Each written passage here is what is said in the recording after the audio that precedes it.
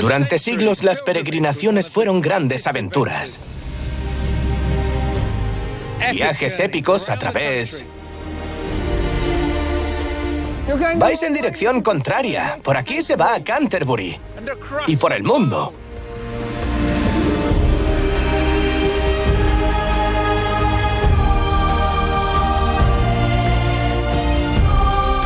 Volveré sobre los pasos de nuestros antepasados.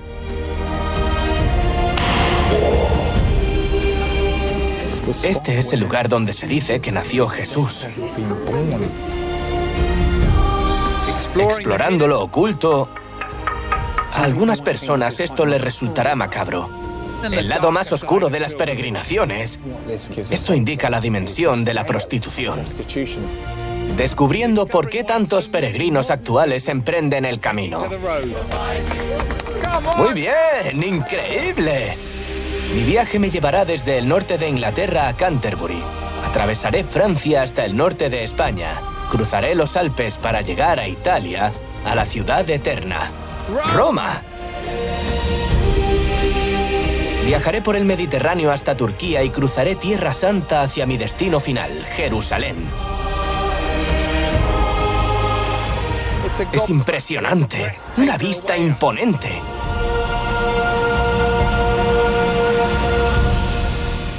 Los viajes sagrados de Simon Reeve.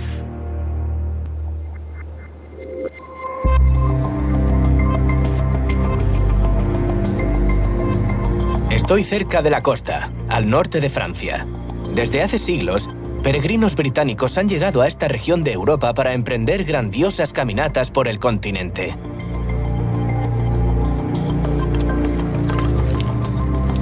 Eran viajes duros en busca de santuarios y lugares sagrados por senderos conocidos. Me encanta el simple acto de caminar. Hoy está infravalorado. Podemos coger un coche e ir a cualquier sitio. Un pie delante del otro. Y empiezas a coger ritmo. Muchos británicos y europeos peregrinaban por devoción, pero otros buscaban emociones, romances y aventuras. En el siglo IX se decía que los sacerdotes peregrinaban para eludir sus deberes. Y en el siglo XIII, un obispo francés se quejó de que la gente peregrinaba por pura curiosidad y mera novelería. Igual que nosotros. La emoción de viajar por el extranjero impulsa todavía muchas peregrinaciones. Estoy con Ian Broderick, que ha hecho miles de kilómetros por el continente. He ido andando hasta Roma y Jerusalén. ¿Has ido andando a Jerusalén? Sí, así es. ¡Cielo santo! Pero es inspirador. Te sorprende, ¿no? Cuando haces largas caminatas, ¿lo haces por razones religiosas, por devoción o también por la aventura? Definir una peregrinación es muy complicado. Puede ser muchas cosas. Y el actual no es un peregrino cristiano puramente devoto. Vamos con la intención de descubrir. Muchos dicen que peregrinar es como la vida. Es difícil, es extenuante y surgen situaciones que nos sorprenden. Pero creo que lo que nos sorprende es cómo somos en una peregrinación y lo que nos ocurre. No puedes esconderte cuando peregrinas si eres sincero contigo mismo. Porque estás solo con tus pensamientos. Con todo. Con tus emociones, aspiraciones, esperanzas. Está todo ahí mientras caminas. Se despliegan.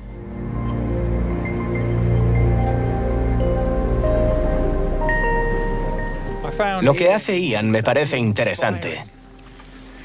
La gente dirá que alguien que ha ido a pie hasta Jerusalén está completamente loco. Pero él tiene razón. Viajar a pie es, con diferencia, la forma más emocionante, interesante y memorable de interactuar con un país y su paisaje. Él ha acumulado una experiencia y unos recuerdos que la mayoría de nosotros no podemos ni imaginar.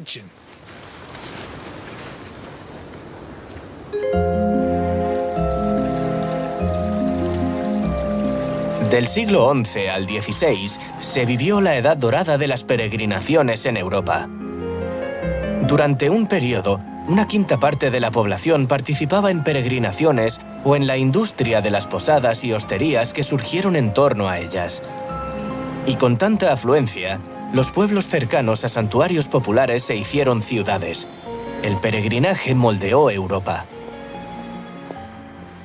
Estoy en la pequeña ciudad de Saint-Omer, que quizá era el primer pueblo al que llegaban los peregrinos británicos que venían a Francia. ¿Irían a ver la catedral?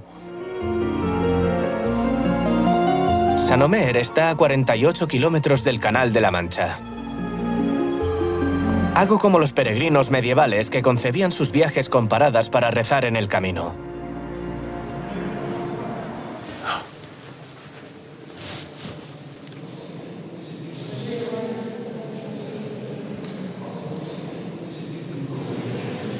Hay 3 personas rezando.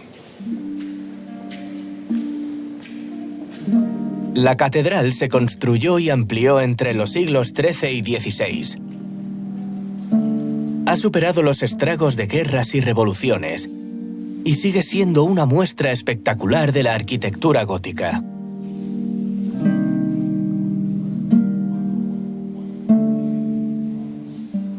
Siempre produce cierta impresión una catedral de estas dimensiones. Las catedrales se preocupaban de atraer público. Una catedral como esta se beneficiaría de la publicidad del poder de sus reliquias. Una reliquia era una parte de un santo o incluso un trozo de tela usado por un santo. Y las iglesias querían tener reliquias que despertaran la fe popular porque de ese modo venían desde lejos para verla y tocarla. Los peregrinos significaban dinero para el mantenimiento del edificio, pero también era prosperidad para la comunidad. Por eso, las reliquias tenían mucho poder religioso, pero también económico. Aquí se venera la tumba de San Erkenbodo, un monje irlandés que llegó a ser obispo de la región y que dedicó su vida a recorrer largas distancias a pie para ayudar a los pobres. En sus últimos años, una enfermedad le impedía caminar y se convirtió en el santo de los niños con problemas para andar. Los fieles venían buscando sanación y, para mi sorpresa, siguen viniendo. Aquí hay una plegaria. Dice, rezad por nuestro pequeño. Tiene 5 años y está enfermo. Tiene que operarse pronto las piernas.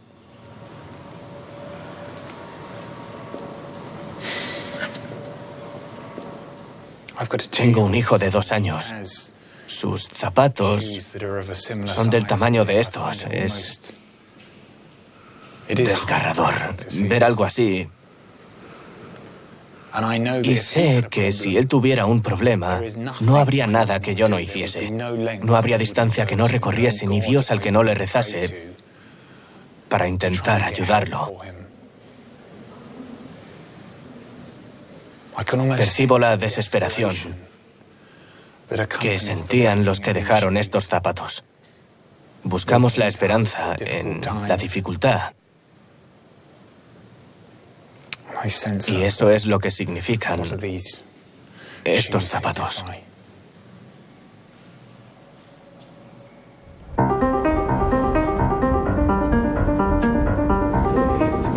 Francia a toda velocidad.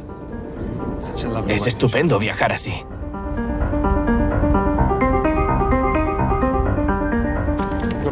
Tengo un mapa con las rutas de peregrinación actuales de Europa. Todas se basan en rutas antiguas. Y lo que me fascina es que conforman una gran red por todo el continente. Las rutas de peregrinación europeas se convirtieron en nuestras grandes carreteras modernas. En Europa Occidental hay actualmente más de 6.000 lugares de peregrinación. Atraen a millones de visitantes al año que contribuyen a la industria del turismo. Voy a una ciudad española que a principios del siglo XII era, junto a Roma y Jerusalén, una de las 3 ciudades santas del mundo. Para llegar a ella, los peregrinos seguían una antigua ruta, el Camino. El Camino francés tiene unos 800 kilómetros Empieza en Francia, cruza los Pirineos, discurre por el norte de España y acaba en Santiago de Compostela. Estoy en el pequeño pueblo fronterizo de Saint-Jean-Pied-de-Port, lleno de peregrinos que se preparan para recorrer el camino hasta Santiago. Es curioso que una ciudad tan pequeña viva de estos nuevos peregrinos que no son solo turistas, sino excursionistas aventureros en muchos aspectos. Viajar nunca ha sido fácil, pero el camino sigue atrayendo a gente de todo el mundo que hace el trayecto a la vieja usanza, a pie. Y parece que también atrae a personas con determinación. Esta es Lorna Jean, a quien de pequeña le sorprendió un incendio en su casa. Sí, la casa se incendió y quedé atrapada dentro, pero... ¿Se ha sometido a muchas operaciones? Sí, en los primeros 9 meses a 72. Después perdí la cuenta. 72 operaciones. En 9 meses. ¿Y debe seguir operándose? Debería, pero no quiero perder el tiempo tumbada. Es tiempo de su vida. Sí. Nada se interpondrá en mi camino. Mira dónde estoy. El camino se ha convertido en una de las peregrinaciones más populares del mundo. Casi 200.000 caminantes y ciclistas terminaron el itinerario solo en 2012. Que no os confunda el trenecito. El resto del camino a Santiago no será un paseo en una atracción. Es arduo, es una caminata dura.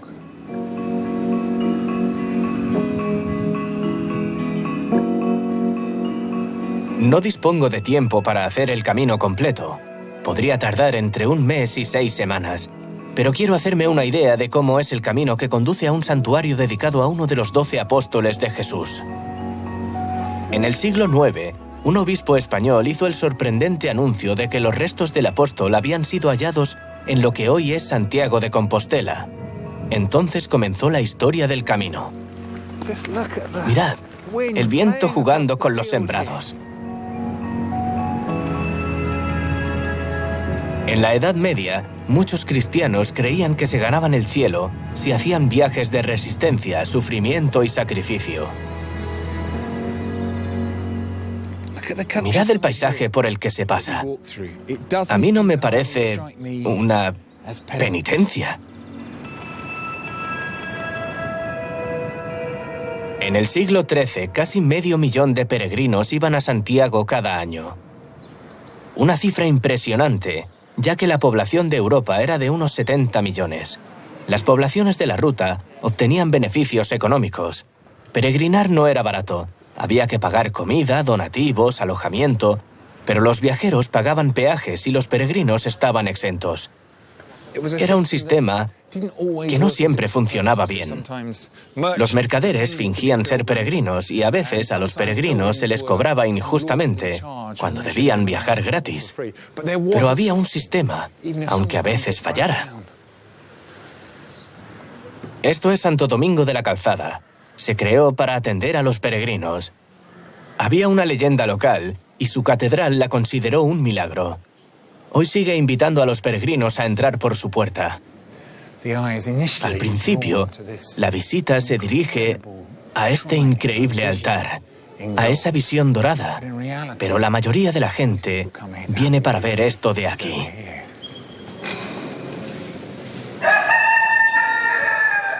¡Gallinas!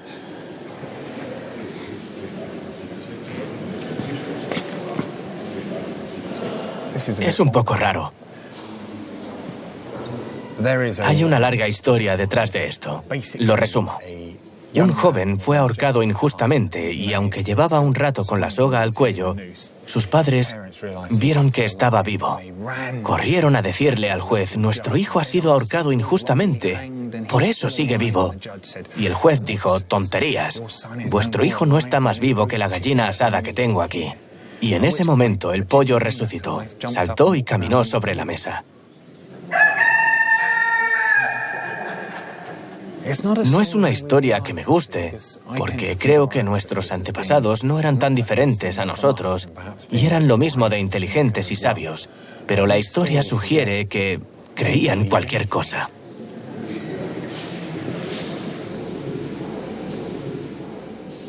Para el peregrinaje, la difusión de estas historias es relevante. Me sugiere que, sin importar lo increíble que pueda ser un cuento, si tiene un marcado tono religioso y moral, una catedral lo incorporará y se beneficiará de él todo lo que pueda.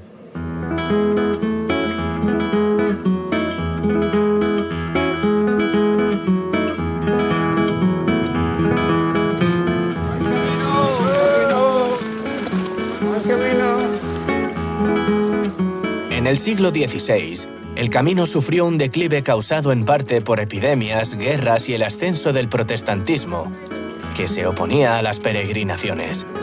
Pero en los últimos 30 años ha resurgido. Los viajeros se han multiplicado por 100. ¿Cuántos kilos llevas ahí? Creo que unos 15 con el agua. ¿15 kilos? Sí. ¿Y cuántos lleva Julie? Puede que 2. He conocido a una pareja de australianos, Julie y Owen. Llevan 10 días caminando. Es una forma única de ver un país. Y el hecho de que sean varios días te ofrece una visión diferente. Es increíble. ¿Sois personas religiosas? No, no somos religiosos. Esto es una especie, ya sabes, de terapia de pareja, en cierto modo. No quiero ser directo, pero ¿qué quieres decir? No sé. Estás con tu pareja todo el día y todos los días. Y casi siempre estáis solos. Ya sabes. Cuando superas tu umbral del dolor, te vuelves un poco irritable. Pero hay que tener paciencia y decir, vale, no estamos cumpliendo el cronograma, pero podemos descansar si lo necesitamos. Vas con alguien y aprendes mucho de esa persona y de ti mismo. Para bien o para mal. Sí.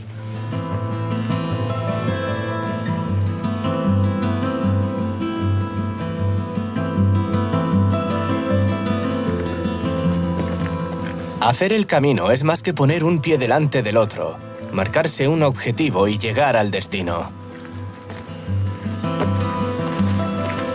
El simple acto de caminar durante horas e incluso días aporta algo que no tenemos en el siglo XXI: tiempo para pensar.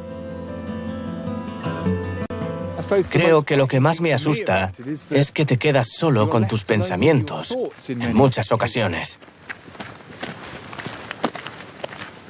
Y eso me resulta aterrador.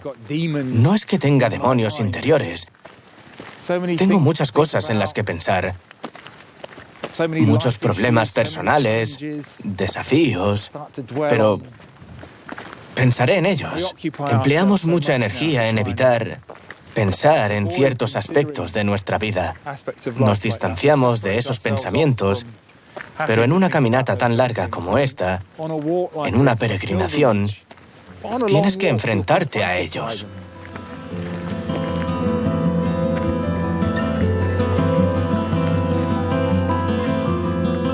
Casi la mitad de los que hacen el camino no son peregrinos religiosos.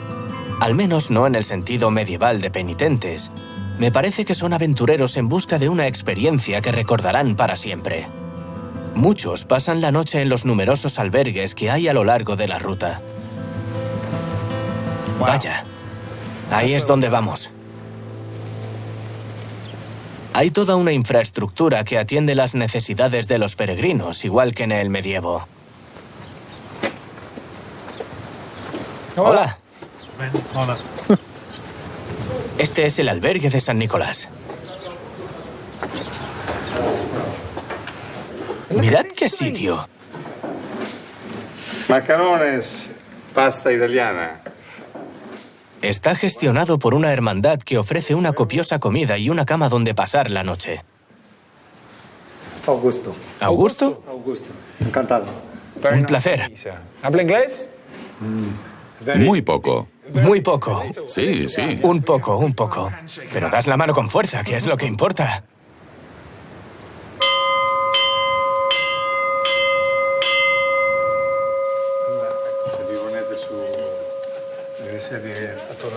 Antes de la cena, el anfitrión nos reúne a todos para celebrar un ritual religioso.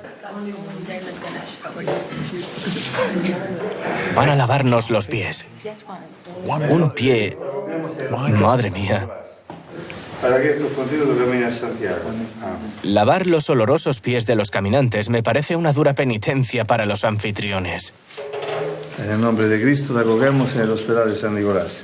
Que descanso te reconforte y vaya tus fuerzas para que tú continúes tu camino a Santiago. Para mí es una lección de humildad. Si quieres, la comida. Gracias. El ambiente íntimo del albergue es agradable. Es hora de compartir la cena y también historias con los compañeros y saber por qué hacen el camino.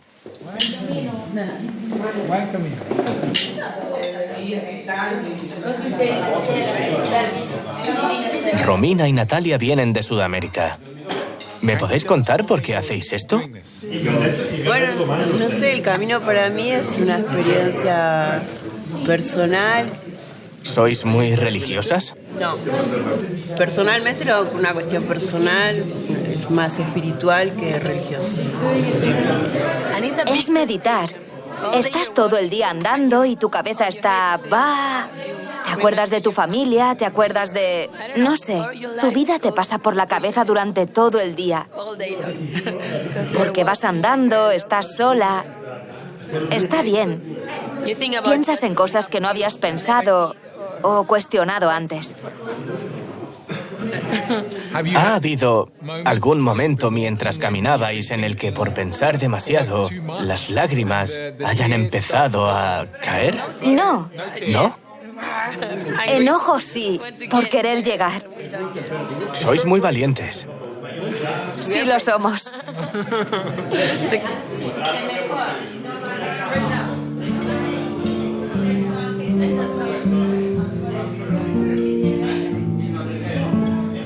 Se crea una auténtica hermandad a lo largo del camino. No me lo esperaba y me maravilla verla aquí. Entiendo la atracción que ejerce. Me parece extraordinario y memorable hacerlo. He tenido la suerte de vivir muchas experiencias viajando en los últimos 10 años, pero esto no lo olvidaré. Y creo que por eso lo hace tanta gente. Te regala vivencias que recordar.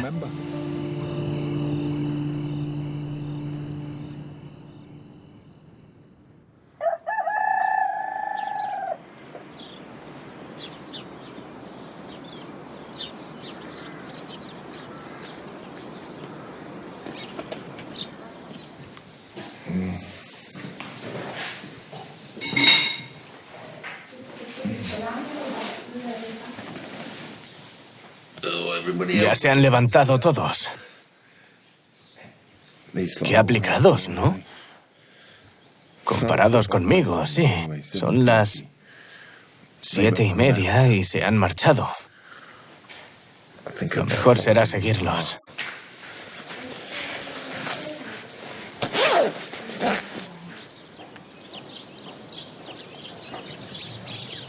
Hay muchas razones para hacer el camino. Tiempo para pensar, devoción religiosa. Para muchos, el reto físico que supone finalizar tal viaje. Pero hay un solo objetivo: llegar a Santiago de Compostela, donde se encuentran los restos del apóstol.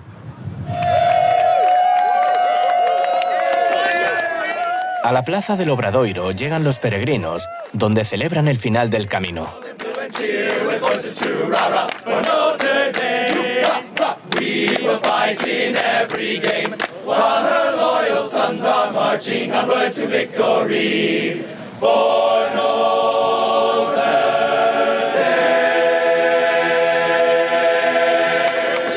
Muy bien, increíble. Con efecto envolvente, impagable. Gracias. Gracias. Si quieres, tenemos CDs.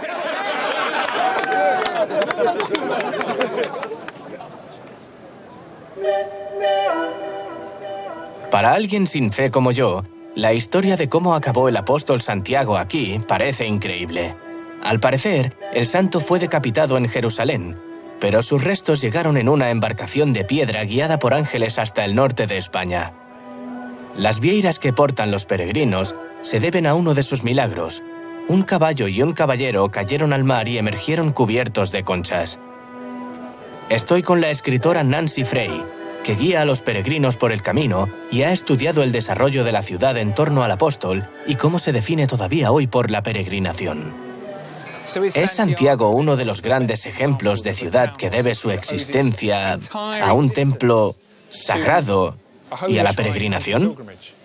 Absolutamente. Lo destacable es que competía con miles de lugares. Y lo asombroso es que llegó a igualarse a los demás lugares santos. Porque Santiago era un apóstol y pertenecía al entorno más cercano de Cristo. Es un apóstol importante. Es una figura que aparece en momentos claves del ministerio de Cristo y aquí tenían su cuerpo. Algo que obviamente contribuyó a mantener el cristianismo en España, ¿no? Por supuesto. Se convierte en el epicentro de las peregrinaciones cristianas en el oeste de Europa y al mismo tiempo nos narra cómo se desarrolla la historia de España. En el siglo VIII, España fue invadida por los árabes del norte de África y fue musulmana durante más de 7 siglos. Pero un reducto cristiano permaneció en el remoto norte, cerca de la zona que hoy es Santiago. Así que fue oportuno que los restos del santo aparecieran aquí en el siglo IX. Fue un punto de reunión para los cristianos que recuperarían el país. Irónicamente, el pescador que se convirtió en apóstol fue utilizado para alentar a los soldados cristianos. Se convirtió en un amuleto para los guerreros y se aparecía en grandes batallas contra los árabes, pero hoy se representa como un humilde peregrino. Aglutina todas esas facetas. Es una figura cercana a Cristo, como apóstol, como símbolo del movimiento, de los viajes, el descubrimiento, la espiritualidad, y fue utilizado como figura militar. Y esa es una de las razones por la que creo que ha tenido tanto éxito, porque es maleable, se puede cambiar y ha sido manipulado con el tiempo. ¿Y está ahí de verdad? Creo que eso no importa, porque la gente lleva creyendo que está aquí desde hace más de 1000 años y a consecuencia de eso se ha creado este importantísimo camino. Y con eso, la afluencia de millones de personas en los últimos 1000 años que lo creen y que llegan hasta aquí para visitar este lugar, para viajar o para descubrir cosas. Y aquí están.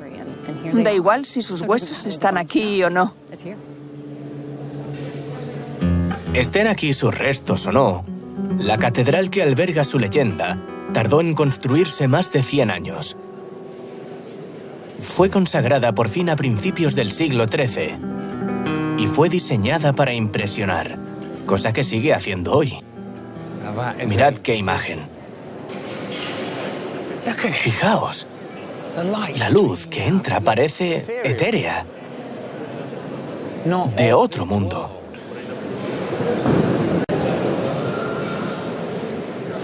Creo que es difícil imaginar cómo percibiría esta imagen un peregrino que llegara aquí a pie hace siglos. Pero yo, y conste que no soy creyente, siento la presencia de algo sagrado.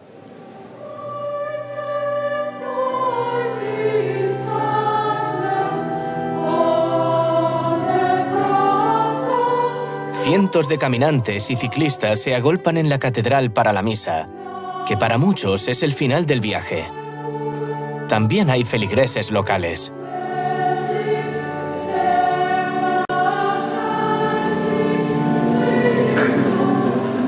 Están pasando la bolsa y oigo el ruido de las monedas. Esta catedral sacará una fortuna con los peregrinos.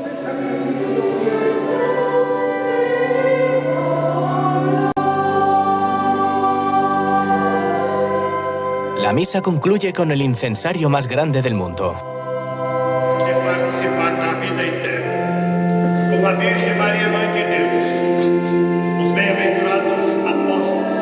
Santiago, santos, que desde o princípio do mundo viveram a vossa amizade, para cantarmos os vossos louvores, por Jesus Cristo, vosso Filho.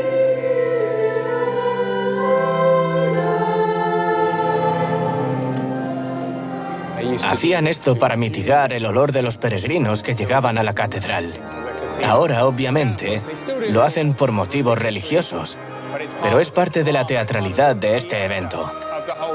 Esto lo convierte en algo especial para las personas que concluyen su peregrinaje.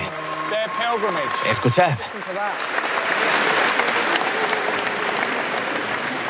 Mientras estos caminantes celebran el final de su viaje, yo comenzaré una de las rutas de peregrinación más importantes de Europa. La ruta entre Gran Bretaña y Roma se fijó en el siglo X. Los peregrinos debían sortear un obstáculo mayúsculo: los Alpes.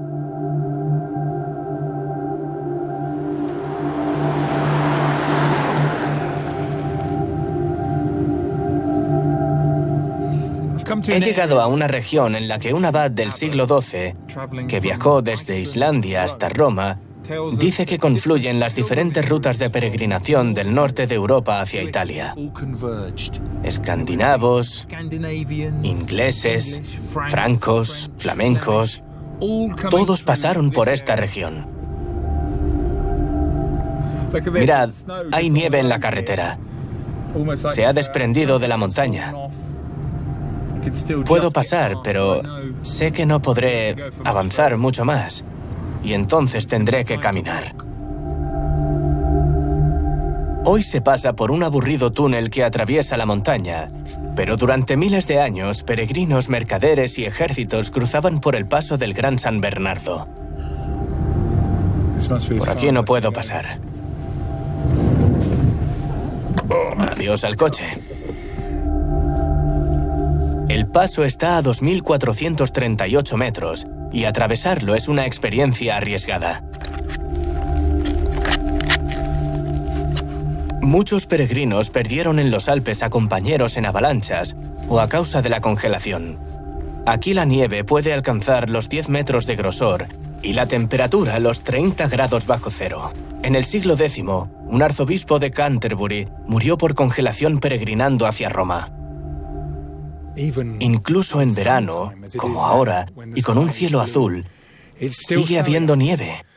Imaginad las condiciones en invierno, pues la gente lo cruza.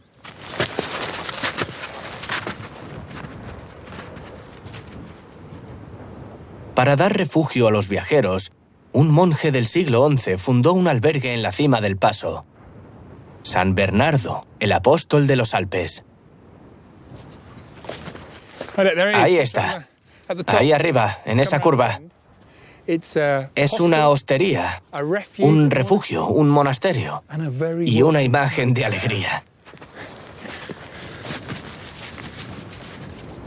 Un manuscrito medieval describe este lugar como uno de los 3 pilares construidos por Dios para el sustento de los pobres. Hoy está regentado por 3 canónigos y 2 hermanas de la Orden de San Agustín que ofrecen comida y cobijo a los peregrinos. ¡Oh, estupendo! Sí. Mirad. Una habitación encantadora. El hermano Rafael me enseña mi habitación. ¡Oh, sí! ¿Quieres ver dónde está el baño y la ducha? Seguro que los encontraré.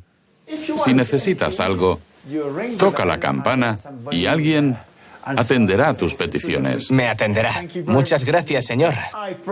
Que tengas una buena estancia. Muy amable.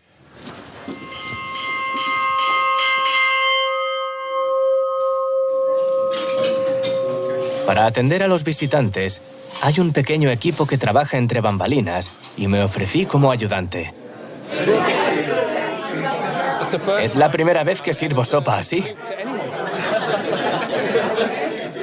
¿Aquí? Sí. Pascal trabaja aquí desde hace 3 años. ¿Dirías que estás continuando con el espíritu de San Bernardo? Sí, sí. Esto es más turístico ahora, pero a veces, sobre todo en verano, recibimos a gente que viene sin nada. Recuerdo que el año pasado un hombre llegó sin nada. No pagó nada y le dimos ropa y de todo. Eso no es problema. Recibimos a todo el mundo. Este es un sitio muy especial para trabajar, donde también llegan peregrinos. Sí, recibimos más peregrinos cada año. ¿Vienen cada vez más? Sí, sí. Ellos dicen que es por la espiritualidad. Solo quieren andar y no pensar en sus trabajos, en sus vidas. Quieren hacer otras cosas y no pensar en nada. Estar en ruta. Sí, exacto. No has comido nada. Estaba bueno, pero estaba llena. Llena, vale. En serio, estaba bueno. Gracias. Mi función es no romper los platos.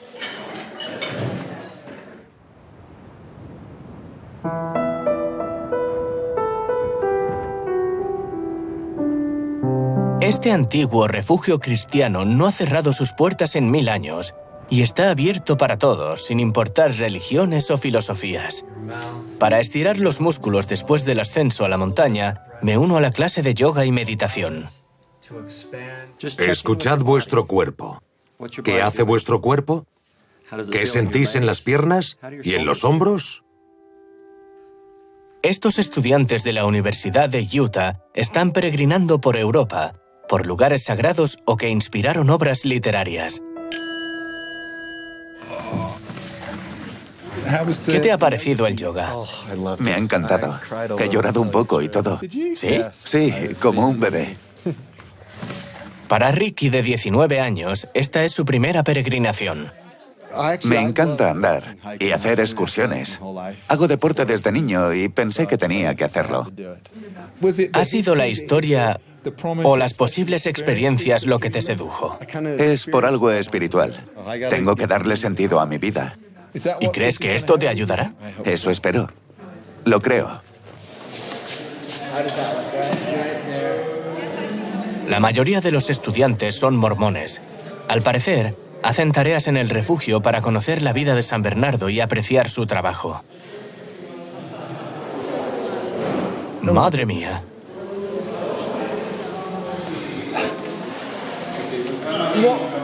¿Qué estás haciendo? Cuesta llegar a los huecos. Ten cuidado. ¿Todo bien? Limpiadlo con esto. Vale. Es todo. ¿Vale? Sí, entendido. Para ti. Muy amable. ¿Crees que esto tiene un significado más profundo o se trata de aprender haciendo cosas que no queremos hacer? En cierto modo, queremos entender la idea de servicio de los monjes. Mantener la limpieza de la iglesia es un servicio para con los monjes. Les devolvemos lo que hacen por los peregrinos. Recogen lo que siembran. Buen karma y todo eso, ¿no? ¿Buen karma? Sí. Yoga, karma, mormones...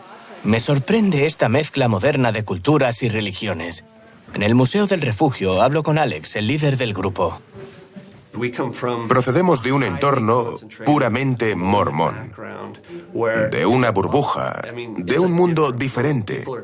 Nos sorprenden otras culturas y ver que no todo el mundo es mormón. Aquí no hacen las cosas que hacemos nosotros. ¿Por qué Suiza? Venir a Suiza está siendo revelador. Estamos aprendiendo mucho. Ayer asistimos a misa. El 90% de los estudiantes jamás habían asistido a una misa católica. Es fácil descartar algo así por ser algo ajeno y por consiguiente inútil. Intentamos que los estudiantes vean que esto tiene el mismo valor que lo que hacemos en casa. ¿Crees que esto es parte de una peregrinación? Sí.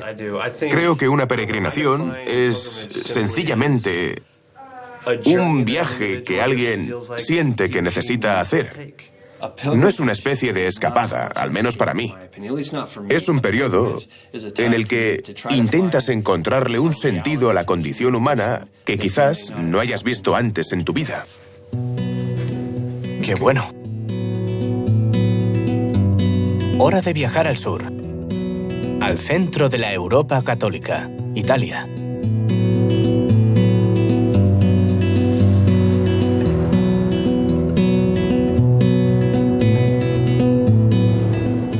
Voy muy rápido esta vez. Francia, España, Suiza. Y ahora estoy atravesando Italia para llegar a una ciudad del este del país que ha visto un enorme incremento en el número de visitantes y peregrinos en estos últimos años. San Giovanni Rotondo, una pequeña localidad ganadera, es ahora un centro de peregrinación en auge.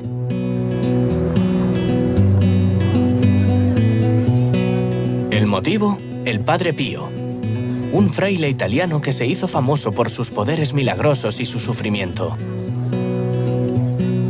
El Padre Pío murió en 1968. San Giovanni recibió a más de 2 millones de visitantes al año.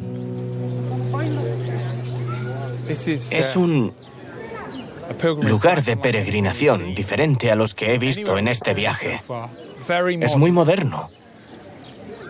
Ridículo hasta cierto punto. Yo los prefiero a la vieja usanza. Este es demasiado siglo XX y XXI.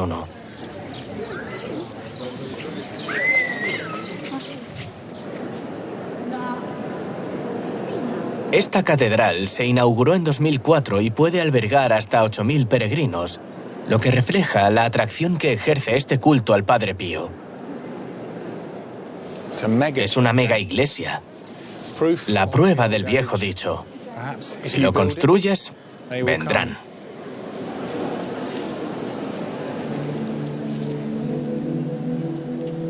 Los seguidores del Padre Pío creían que tenía la habilidad de leer la mente y el don de la ubicuidad. Se dice que curó de forma milagrosa a enfermos, incluso a ciegos, y que protegió la ciudad de los bombarderos estadounidenses durante la Segunda Guerra Mundial. Bajo la catedral se extiende un pasillo de 75 metros adornado con mosaicos que promueve su leyenda. El oro procede de las joyas donadas por los peregrinos. Abruma un poco ver todas estas imágenes suyas. Madre mía, aquí está el Padre Pío contestando la correspondencia. Padre Pío, Padre Pío y Padre Pío, haciendo de todo y en todos lados. Muy raro.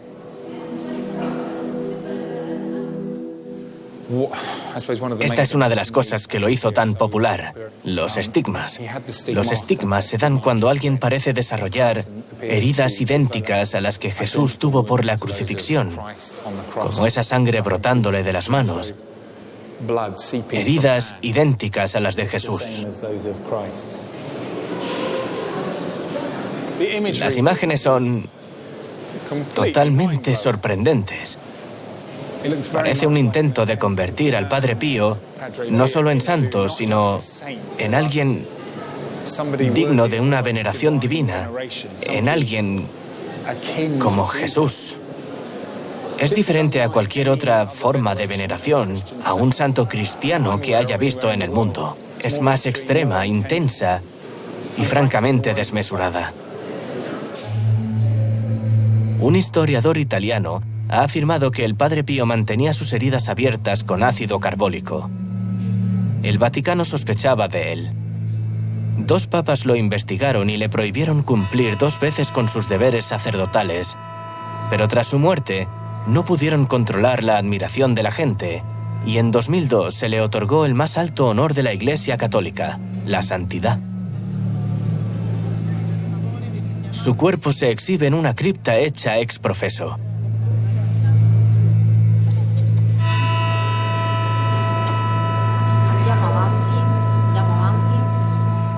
Rara vez en la historia del cristianismo, el culto a un santo se ha expandido tan rápida y poderosamente como el del Padre Pío.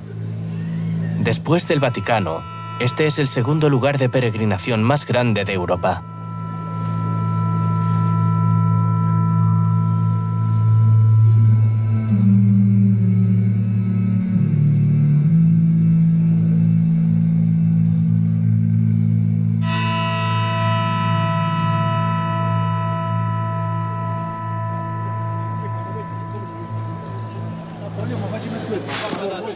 Esto es diferente a cualquier iglesia, santuario o construcción cristiana en la que he estado. Es extraordinaria la importancia del Padre Pío. Pasó de ser un fraile de una pequeña localidad a una figura de relevancia nacional y luego mundial.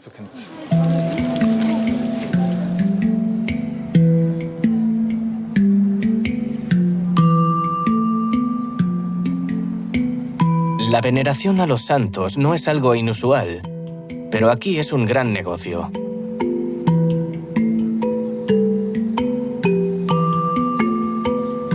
Para ayudar a difundir su mensaje, existe un canal que lleva su nombre. Questo dato non da poco che riguarda solo l'Italia, sono quasi 200. Vaya. El canal de televisión Padre Pío emite en directo desde la catedral 5 programas cada día. Estáis emitiendo eso, ¿verdad? Sí, es la misa. La misa. Sí. ¿Y dónde? En directo. En directo, vale. Se ve en todo el mundo, incluso en Asia y América. Estefania es la productora del canal. ¿Sabéis cuántas personas están viendo la misa en estos momentos? De media tenemos unos 300.000 espectadores diarios. ¿300.000? Sí, sí. ¿En todo el mundo? Sí. Los monjes dirigen el canal y el presidente es el padre Mariano de Vito. ¿No es algo inusual que una orden religiosa tenga un canal de televisión o son cosas del siglo XXI? Es algo normal. Los monjes, la Iglesia, siempre ha creído en la fuerza de llegar al mayor número posible de personas. A través de este canal ahora podemos difundir la cosa más bella y maravillosa para nosotros, que es el mensaje del Señor. Y no va en contra de los votos de pobreza, obediencia y castidad que debemos cumplir como monjes, personas religiosas o sacerdotes. Hay casi una industria en torno al Padre Pío. Llamarlo industria me parece un poco exagerado. Esto no va en contra del culto. No hay que escandalizarse. Al menos yo no me escandalizo.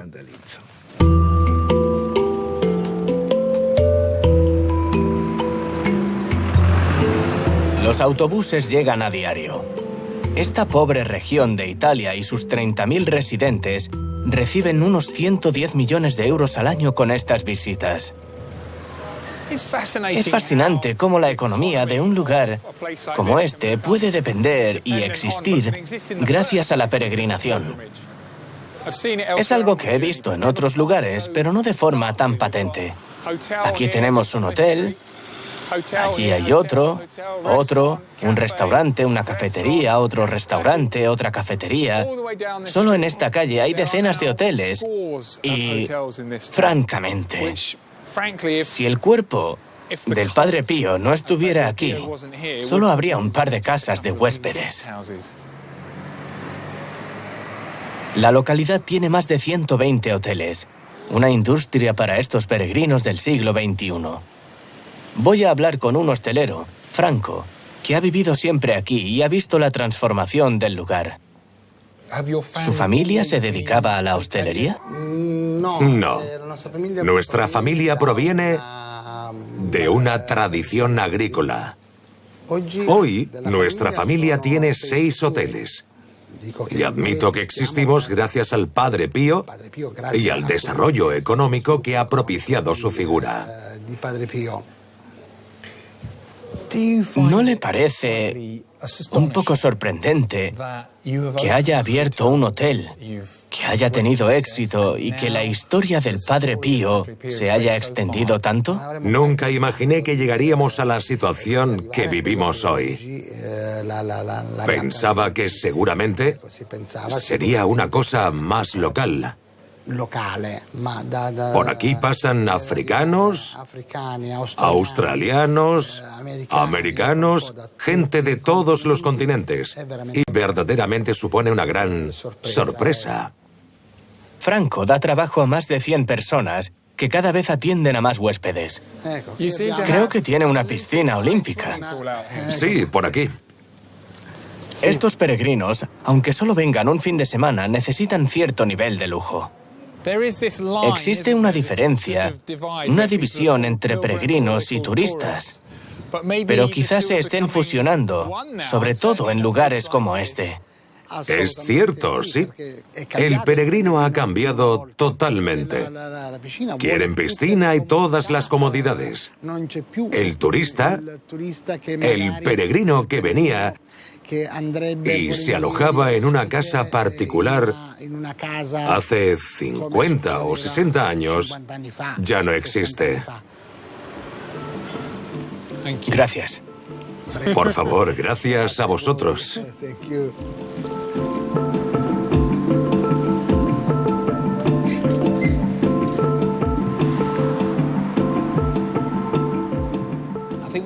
Esta localidad representa la globalización de las peregrinaciones. Esperaba que en el siglo XXI la gente se distanciase de las creencias religiosas y de lugares como este, pero es al contrario. Vienen de todas las partes del mundo y mientras lo sigan haciendo, la gente de la ciudad seguirá ganando dinero. Las peregrinaciones sin duda estuvieron en el origen de lo que hoy conocemos como vacaciones. Vivieron un momento de declive, pero en las últimas décadas, a medida que disfrutamos de más tiempo libre, están en auge. En comparación con los medievales, somos cómodos pero seguimos creyendo. Ahora muchos combinan vacación y peregrinación, devoción pero con piscina.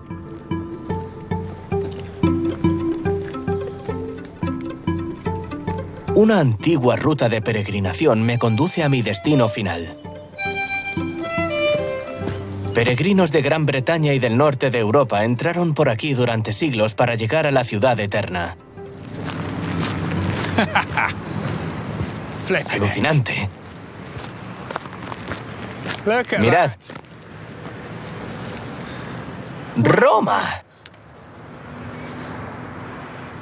Desde este punto exacto verían por primera vez cientos de miles de peregrinos esta extraordinaria ciudad.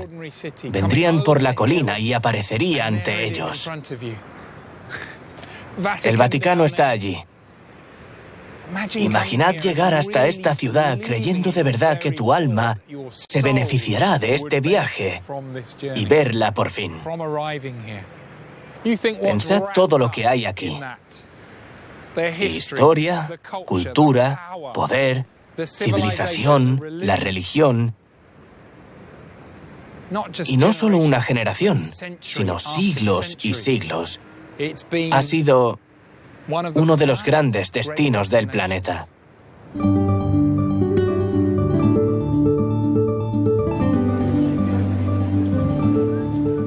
Y aún hoy, Roma sigue atrayendo a las multitudes como ninguna otra ciudad de Europa.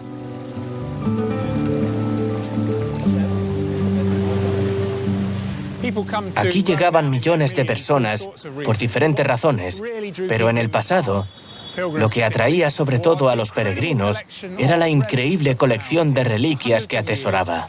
Durante cientos de años, Roma tuvo la mejor colección de reliquias del mundo, incluidas el Arca de la Alianza, las tablas de Moisés y, al parecer, el prepucio y el cordón umbilical de Jesús. En el medievo, los peregrinos británicos tardarían meses en llegar. Llegarían exhaustos y la ciudad podía decepcionarlos. Muchos de los edificios estaban en ruinas y de otros extraían materiales de construcción. Todo un impacto para los peregrinos. Habían oído historias sobre esta grandiosa ciudad, pero los días de gloria del Imperio Romano habían pasado.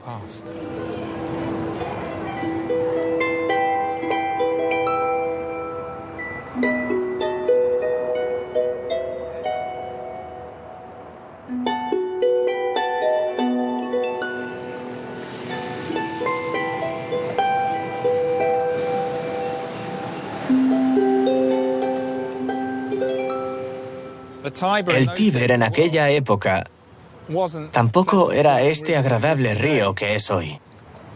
De hecho, era un lodazal infestado de mosquitos. Otro gran desengaño para los peregrinos, porque los mosquitos provocaban enfermedades. Roma fue declarada libre de malaria en 1970.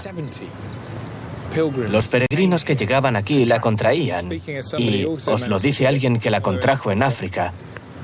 Os aseguro que es de lo más desagradable del mundo.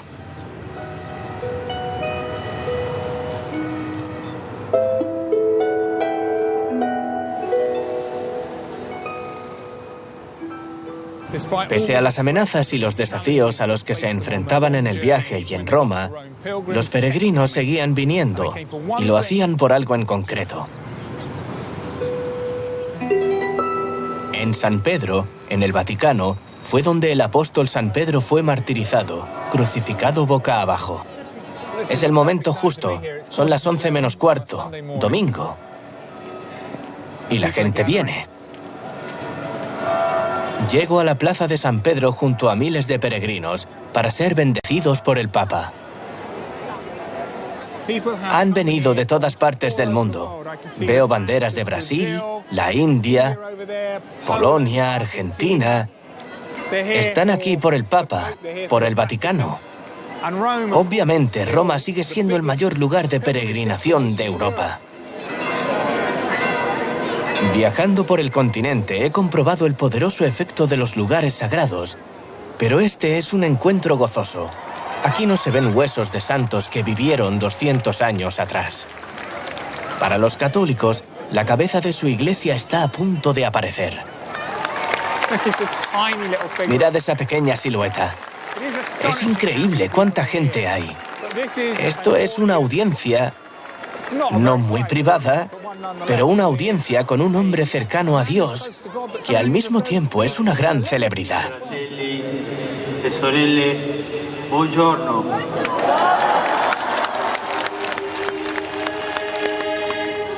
Il compimento delle profezie dal cuore di Gesù, agnello immolato sulla croce, scaturisce per tutti gli uomini il perdono e la vita. Es el final de un viaje que me ha enseñado mucho sobre la historia y las creencias del continente.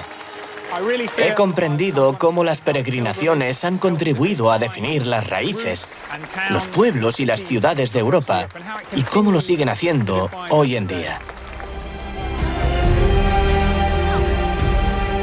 He aprendido que las peregrinaciones han sido retos y promesas de aventura, y que para los que emprenden el camino, lo importante es lo que descubren en él y sobre ellos mismos, y no llegar rápido al final.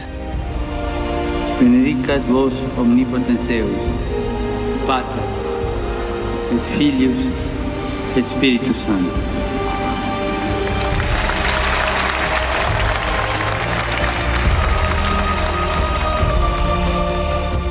En el tramo final de mi periplo viajaré desde Turquía a Tierra Santa.